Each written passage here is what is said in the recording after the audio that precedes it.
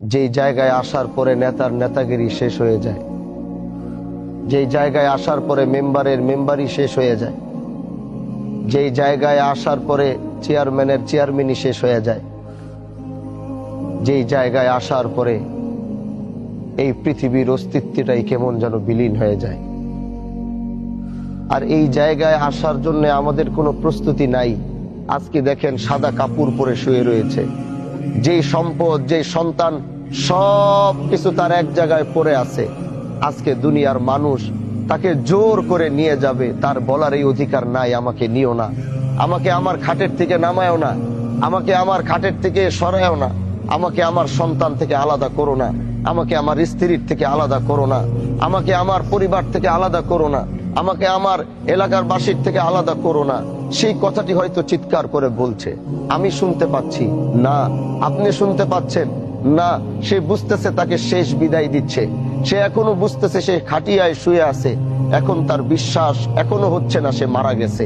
সে এখনো মনে করছে যে আমি স্বপ্নের ভিতরে দেখছি, একটু পরে আমার ঘুম ভাঙলে দেখব আমি আমার ঘরের ভিতরে বসে আছি। তাকে যখন একটু পরে কবরে রাখা হবে, এই কবরে যখন তাকে রাখার পরে একটু পরে যখন কবর থেকে তার সন্তান, তার আত্মীয় স্বজনরা লাফ দিয়ে উঠে যাবে, তখনও সে মনে করবে আমি স্বপ্ন দেখছি। কারণ মাঝে মাঝে এমন এক স্বপ্ন আসে, ওই স্বপ্নের মধ্যে মনে হয় আমি মরে গেছি। হুট করে ঘুম ভাঙার পরে মনে হয় যে না, আমি মরি নাই, আমি জীবিত আছি, আমি বেঁচে আছি। তিনি এখনো লাশের খাটিয়ায় সাদা কাপড় পরে শোয়া। সে দেখছে এলাকার সবাই তার জানা যায়, কিন্তু সে মনে করছে না, আমি বেঁচে আছি, ঘুম ভাঙবে তো দেখবো আমি দুনিয়ার সামনে। আজকে তাকে কবরে রেখে যখন কবর থেকে উঠা হবে, তখনও সে মনে করবে আমি জীবিত আছি, একটু পর আমার ঘুম ভাঙবে, দেখবো আমি দুনিয়াতে আছি। একটু পর ওই কবরের ভিতরে বাঁশ কাটা হয়েছে, বাঁশগুলো ওখানে রেডি, ওখানে হোগলার পাতা রাখা হয়েছে, হোগলা রাখা হয়েছে। একটু পরে বাঁশগুলো লাগানো শুরু করবে।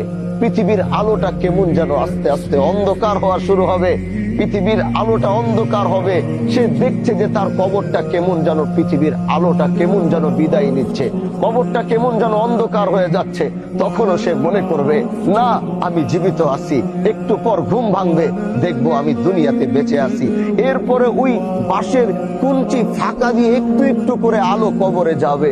দুনিয়ার মানুষ এতই নিষ্ঠুর, ওই আলোটুকু তার কবরে না যেতে যেন পারে, এজন্য উপরে কেউ কলা পাতা দিবে, না হয় কেউ হোগলা দিবে। কবরটা তখনও একটু একটু দুনিয়ার বাতাস পায়। কার কিছুক্ষণ পরেই কিছু মানুষ হাতের ভিতরে মাটি নিবে, তার সন্তান, তার আত্মীয়, তার রক্ত হাতের ভিতরে মাটি নিবে, এমন এক জায়গায় মাটি চাপা দেওয়ার জন্য এই পৃথিবী শেষ হয়ে গেল, তাকে আর কোনোদিন সেখানে পাওয়া যাবে না। অথচ সেই সন্তান, সেই পরিবারের জন্য সে কতটুকু করেছে, সেই এলাকার মানুষের জন্য কতটুকু করেছে। আজকে সবাই তাকে এমন জায়গায় যেতে বাধ্য করছে, হাতের ভিতরে মাটি নিয়ে বলবে মিনহা খলাকনাকুম ওয়া ফিহা নুঈদুকুম ওয়া মিনহা নুখরিজুকুম তারাতান উখরা। মাটিটা ফেলবে, তারপরে কিছু মানুষ এই কবরটাকে সুন্দর করে সাজাবে। একটু পর সন্তান সন্তানের দিকে হাঁটবে, আত্মীয় স্বজন আত্মীয় স্বজনের দিকে হাঁটবে। একটু পরে গোরস্থানটা খালি হবে, তখনই কিছু ফেরেশতা আসবে তার কবরে। তিনি ঘুম থেকে তখন জাগবে, জেগে তিনি বসবে। তার ঘুমটা তখন ভাঙার পরে সে বুঝতে পারবে না, আমি তো সত্যি মারা গেছি, আমি তো সত্যি ইন্তেকাল করছি। কবর থেকে চিৎকার দিবে, তার এই আওয়াজ পৃথিবীর কেউ শুনবে না, কেউ বুঝবে না।